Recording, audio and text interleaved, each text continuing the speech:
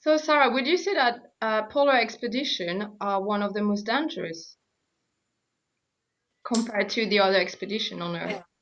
Yeah. Um, well, there are certainly other areas, other extreme environments which would have equal challenges. Let's say if you were going to cross the Taklamakan Desert, or of course climbing Everest and so on. So I wouldn't say the most difficult, but I certainly would say that I don't think you could find anywhere more dangerous or more difficult than the polar regions in terms of the physical and emotional challenges of exploration. Okay. And so, what's going on now at the poles? Is there any scientific living there? I think I've heard. So, in terms of science, what are the scientists looking for at the poles? There's masses of brilliant science work going on in the Arctic and the Antarctic. Let's take the Antarctic. You've got the marine biologists around the outside who are doing biological work on the mammals and so on. At the pole itself, anti-south, you've got lots of astrophysicists because the Earth's atmosphere is at its thinnest. So that's the best point to put telescopes up and look at all sorts of things, notably the sun. So there are lots of things we can learn about the ozone and all kinds of things like that.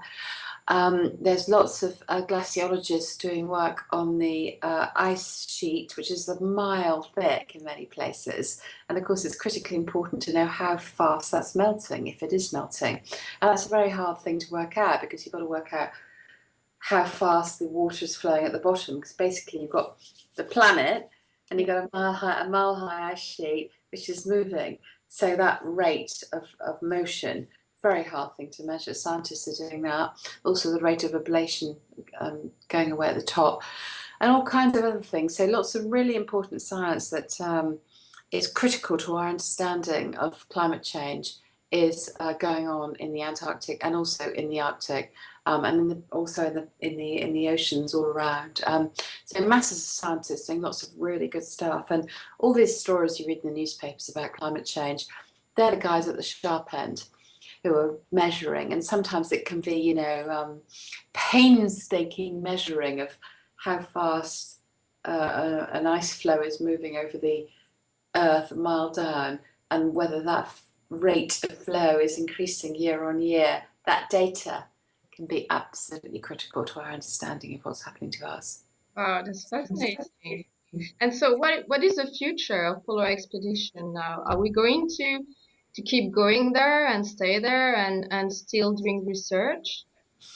The scientific community is established and they will keep going, and we need them to keep going. And in these difficult times, it's a question of funding, and it's very competitive because it costs a lot to take a team of scientists to the Antarctic. And also, as all science, we need a lot of cumulative data.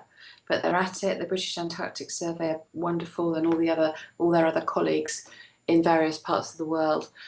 So scientific research is going on and will continue to go on in the Antarctic.